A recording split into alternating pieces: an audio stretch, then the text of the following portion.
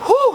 How you doing, everybody? It is Jacob here, and today I'm going to be showing you guys how to cook like Link in Breath of the Wild. Now, as you can see, I'm wearing my Zelda Breath of the Wild t-shirt because I gotta play the part at least a little bit. I was playing Zelda, really got my brain thinking, how does Link make such good looking food so fast over a regular old fire? So I was like, you know what? I'm gonna learn to cook like Link. So naturally, I was like, well, where can I learn to cook like Link? I need some inspiration. So for said inspiration, I went to my official Legend of Zelda Breath of the Wild collector's cookbook. Alright, now there's plenty of recipes to be had in this book. The one that I chose was creamy meat soup. Alright, so let's run over the ingredients here really quick. You got fresh milk, rock salt, any vegetable, herb, or flour, and any meat. I would throw this, but I'm not that savage, and I actually really like this book, so I'm gonna set that down there. Let's run over our ingredients that we have sitting right here on this table. Now, I pre-gathered the ingredients. Unlike Link, I don't go hunting for them, and I don't have amiibos to scan to just pop it into the world, so I went to a grocery store. Let's see, first, we got fresh milk. Now, I wouldn't quite call this fresh, but it's fresh enough, I'd say. It came from a gallon jug, so it's probably a few days old, so not quite fresh, but it will make do. Rock salt. So I didn't have rock salt, so I got regular kosher salt and a rock that looked like salt, and hopefully they'll just like split the difference or something and it will just end up being like rock salt. Next, any herb. This is probably the only fresh ingredient. We got some fresh, ripe, I wouldn't call it ripe, rosemary. We got some rosemary. Next, any vegetable. I got myself a nice big bundle of hardy radishes. Now, I don't know if they're actually hardy, but that's what Zelda says, so we're gonna call them hardy. And then lastly, we needed a meat. Now, I don't eat beef, but I chose to get beef anyways. Sirloin steaks, they're very tiny. Now, you might be asking, why would I get beef if I don't eat beef? Well, it looks cooler putting a steak in a pan than it does putting a chicken wing, so that's why. So what we're gonna do here, we're gonna take our hefty pan, gotta clean it out a little bit, there's some ashes in there. What we're gonna do is we're gonna go and we're gonna take this and we're gonna put it over our fire, let it heat up a bit, and then we're gonna go throw all our ingredients in just like Link does. Oh God, the smoke.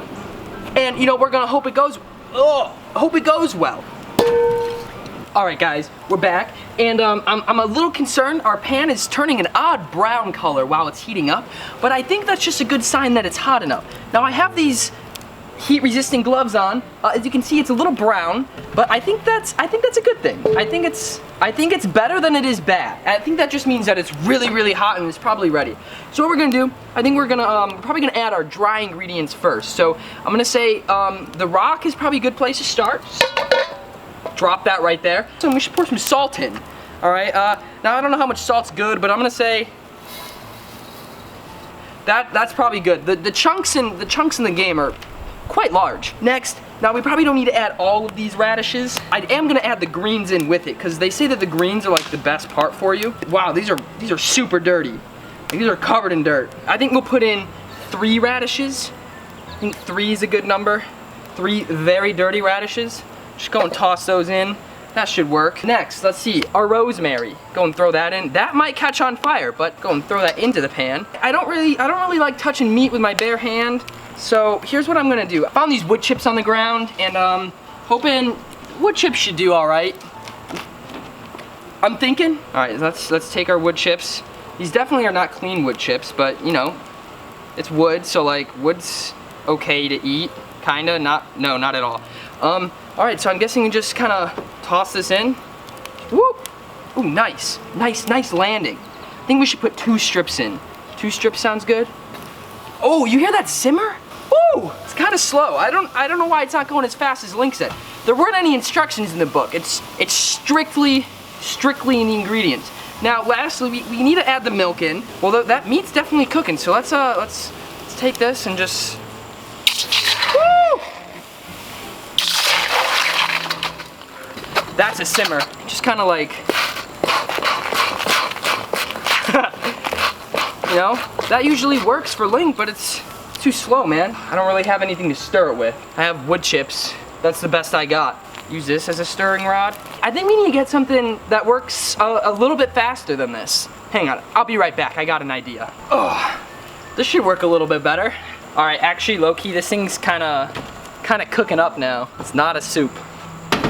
It's a something. It's a something, all right. All right, guys, we're back. As you can see, I've jury-rigged this pot with some aluminum wire that is sturdy enough, all right? So this is hanging above our propane torch right here. I had to regather some of the ingredients. I threw the rock in the woods behind me. It smelled kind of funny, so I had to get a new rock. Funny enough, actually, this pot kind of smelled, I don't know if it was like the milk and the beef mixed together, but it kind of smelled like an Oscar Mayer hot dog. I wasn't that big of a fan. So what we're gonna do here, we're gonna turn this bad boy on. Have ignition! All right, we're gonna let this heat up for a couple minutes. That's some noise pollution out of the way. So we ran it for about 10 or 15 minutes. That's a very odd smell. It is just like white and crusty in here right now. I think we're about good to put some stuff in there. I don't want to leave the flame running because that just sounds like all sorts of a bad idea, honestly. All right, so here's our rock. Throw that in there. Sprinkle on a hefty amount, I'd say. Season our beef a little bit. I'm gonna go at this with my hands, all right, here we go. Wow. Throw in that. We're gonna put in some of our radishes. This isn't nearly as hot as this is so anticlimactic. I thought this stuff was gonna light on fire. And then we'll add in our milk. Are you kidding me?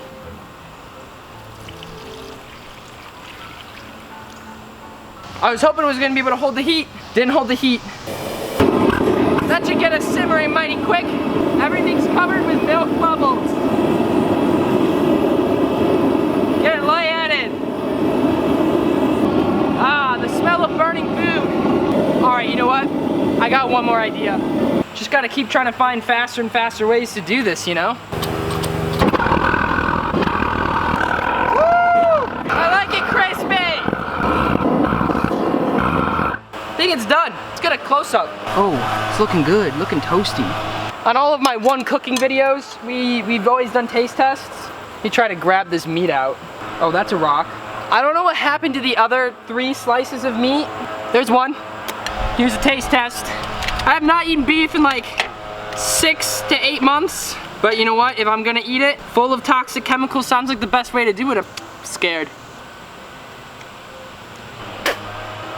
It's delicious. You know what? This is a way better stew than I thought it was gonna be. Something really hard in it. I don't know. I bit down on something kind of tough. It might have been the rock salt, the actual rock. I kind of regret putting it in my mouth. Yeah, I'm probably gonna end up throwing out this wok. I don't really know if there's a use for it anymore. It's kind of maybe a little ruined. I don't know. If one of you guys want it, maybe, like, if you guys are in the market for a wok, you know, I'm your guy. Remember, fresh is best when you're cooking. Faster is better. And if regular fire doesn't work, you know, a propane torch always works too.